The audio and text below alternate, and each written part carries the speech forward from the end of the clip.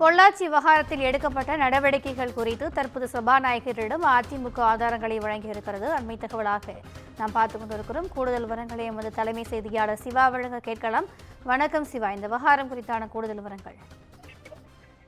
திவ்யா, பொள்ளாச்சி விவகாரத்தில் முதலமைச்சர் விடுத்த சவாலை அதிமுக ஏற்றுக்கொண்டு அதிமுக ஆட்சி காலத்தின் போது பொள்ளாச்சி விவகாரத்தில் 24 மணி நேரத்தில் வழக்கு பதிவு செய்ததற்கான ஆதாரங்களை தற்போது சபாநாயகரிடம் அதிமுக வழங்கியிருக்கிறது. குறிப்பாக பொள்ளாச்சியில் இருக்கக்கூடிய சட்டமன்ற உறுப்பினர் இருக்கக்கூடிய சட்டமன்ற உறுப்பினரான பொள்ளாச்சி ஜெயராமன் சுமார் 100 பக்கங்களை கொண்ட இந்த ஆதாரத்தை சபாநாயகரிடம் தற்போது வழங்கியிருக்கிறார்.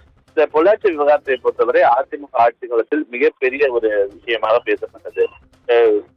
கல்லூரி மாணவிகள் கூட்டு பாலியல் வன்கொடுமை செய்யப்பட்டதாக இந்த புகார் எழுந்த நிலையில இந்த வழக்கு தற்போது சிபிஐ வசம் இருக்கக்கூடிய நேற்றைய தினம் அதிமுக சார்பாக எதிர்க்கட்சித் தலைவர் எடப்பாடி கே பழனிசாமி உரையாற்றும் போது அண்ணா பல்கலைக்கழக விவகாரத்தை முன்வைத்து பல்வேறு கருத்துக்களை பேசியிருந்தார். அதற்கு முதலமைச்சர் பேசும்போது தொடர்ந்து இது தொடர்பாக முதலில் நான் இதை வழங்கிவிட்டேன், இது தொடர்பாக அதிமுக தொடர்ந்து பேச விரும்பினால் பொள்ளாச்சி விவகாரம் தொடர்பாகவும் பேச வேண்டி வரும் என்ற ஒரு கருத்தை அவர் பேசிய நிலையில்தான் இந்த விவகாரம் சூடுபிடித்தது.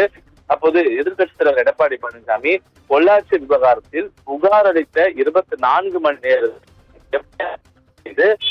3 பேர் கைது செய்யப்பட்டிருந்தார்கள் என்ற ஒரு விவரத்தை எதிர்க்கட்சித் தலைவர் எடப்பாடி பழனிசாமி தெரிவித்திருந்தார். ஆனால் முதலமைச்சர் இதில் பதிலளிக்கும் போது எஃப்ஐஆர் 12 நாட்கள் கழித்துதான் பதிவு செய்யப்பட்டது என்று தெரிவித்திருந்தார். இந்த விவாதம் இருவருக்கும் இடையே மாறி மாறி சென்ற நிலையில ஒரு கட்டத்தில் முதலமைச்சர் மு.க.ஸ்டாலின் நாளைய தினம் இது தொடர்பான ஆதாரத்தை நாங்கள் வழங்குகிறோம், இந்த சவாலை எதிர்க்கட்சித் தலைவர் ஏற்க தயாராக இருக்கிறாரா என்ற கேள்வி எழுப்பியிருந்தது. அதோடு மட்டுமில்லாமல் அந்த கேள்வியை அவர் எழுப்பும் போது இந்த விவகாரத்தில் நாங்கள் கொடுக்கக்கூடிய ஆதாரம் சரியாக இருந்தால் அதற்குரிய தண்டனையை எதிர்க்கட்சித் தலைவர் ஏற்க தயாராக இருக்கிறாரா என்ற ஒரு கேள்வியையும் முதலமைச்சர் முன்வைத்திருந்தார். இந்த நிலையில்தான் அதிமுக நேற்று தினமே எதிர்க்கட்சி எடப்பாடி பழனிசாமி மூலமாக நாங்கள் 24 மணி நேரத்தில் எஃப்ஐஆர் பதிவு செய்தோம் என்பதற்கான அந்த எஃப்ஐஆர் எண் உட்பட அனைத்தையும் நேற்றைய தினம் எதிர்க்கட்சி எடப்பாடி பழனிசாமி தெரிவித்திருந்தார்.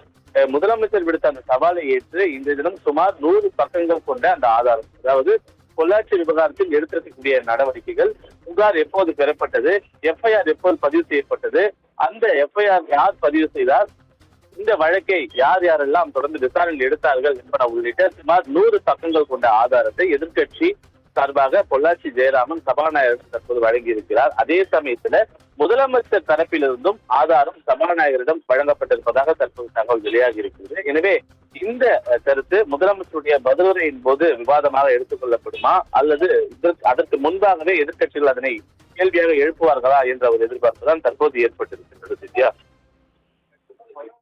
கூடுதல் விவரங்களுக்கு நன்றி சிவா.